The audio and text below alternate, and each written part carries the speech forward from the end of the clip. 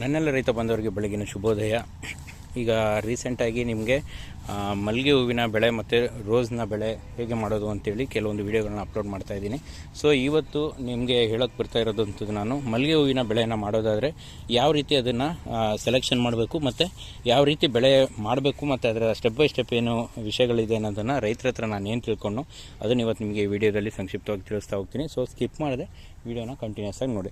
So ನಾವೇನು ಈ ರೈತರ ಹತ್ರ ಕೇಳಿದ್ರಲ್ಲಿ, ಸರ್ ಇದನ್ನು ಕಟಾವು ಮಾಡಿ ಈ ಕಡ್ಡಿನ ನೆಡ್ತೀರಾ ಅಂತ ಕೇಳಿದ್ದಕ್ಕೆ ಅವರು ಇಲ್ಲ ಸರ್, ನಾವು ಅದನ್ನು ನೆಡೋದಿಲ್ಲ.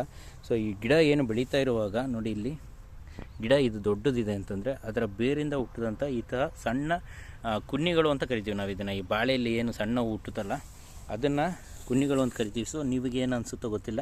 ಸೊ ಈ ವಿಡಿಯೋದಲ್ಲಿ ಏನು ತೋರಿಸ್ತಾ ಇದ್ದೀನಲ್ಲ ನಿಮಗೆ, ಈ ದೊಡ್ಡ ಗಿಡ ಏನಿದೆ, ಈ ಗಿಡದಿಂದ ಬೇರಲ್ಲಿ ಬಂದಂತಹ ಈ ಥರ ಸಣ್ಣ ಸಣ್ಣ ಗಿಡಗಳನ್ನು ಕಿತ್ತು ಅವುಗಳನ್ನು ಪ್ಲಾಂಟ್ ಮಾಡಬೇಕಂತೆ.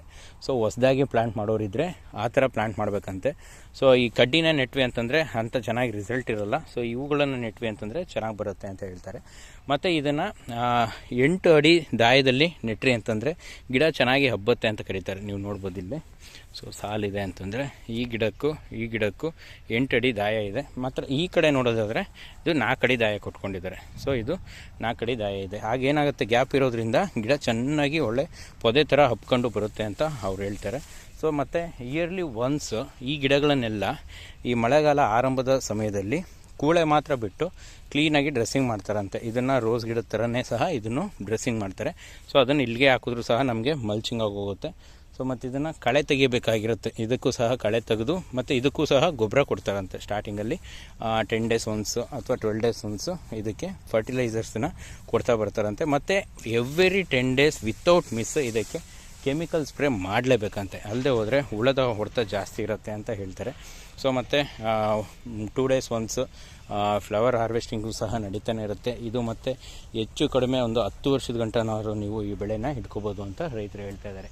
ಇದು ನೀವು ಬೆಳೆದಷ್ಟು ಎಷ್ಟು ಕ್ಲೀನಾಗಿ ಮೇಂಟೈನ್ ಮಾಡ್ತಾ ಹೋಗ್ತಿರೋ ಅಷ್ಟು ವರ್ಷಗಳು ಸಹ ಈ ಹೂವಿನ ಗಿಡಗಳು ನಿಮಗೆ ಇರ್ತವೆ ಅನ್ನೋದು ಇವರು ಹೇಳ್ತಾ ಇರೋಂಥದ್ದು. ಸೊ ಇದೇ ಥರ ಹಾರ್ವೆಸ್ಟಿಂಗ್ ಆಗಿ ವರ್ಷಕ್ಕೊಮ್ಮೆ ನೀವು ಈ ಥರ ಮೇಂಟೈನ್ ಮಾಡ್ತಾ ಇದ್ದರೆ ಅಂದರೆ ಇದರಲ್ಲಿ ನೀವು ವರ್ಷ ಪೂರ್ತಿ ಹೂಗಳನ್ನ ಕೇಳ್ತಾ ಇರ್ಬೋದು ಅಂತ ಹೇಳ್ತಾರೆ. ಮತ್ತು ಇದು ಕೋಲ್ಡ್ ವೆದರಲ್ಲಿ ತುಂಬಾ ಚೆನ್ನಾಗಿ ಬರುತ್ತೆ ಅಂತ ಹೂವು ಹೇಳ್ತಾ ಇದ್ದಾರೆ. ಇವರು ಸ್ವಲ್ಪ ಹಾಟ್ ವೆದರ್ ಇದೆ ಇಲ್ಲಿ. ನಾವು ಶಿವಮೊಗ್ಗ ರೈತರಾದ್ರಿಂದ ಅಲ್ಲಿ ಚೂರು ಕೋಲ್ಡ್ ವೆದರ್ ಇರೋದ್ರಿಂದ ನಿಮಗೆ ಇನ್ನೂ ಚೆನ್ನಾಗಿ ಹೂವಿನ ಇಳುವರಿ ಬರುತ್ತೆ ಅಂತ ಇವರು ಹೇಳ್ತಾ ಇದ್ದಾರೆ.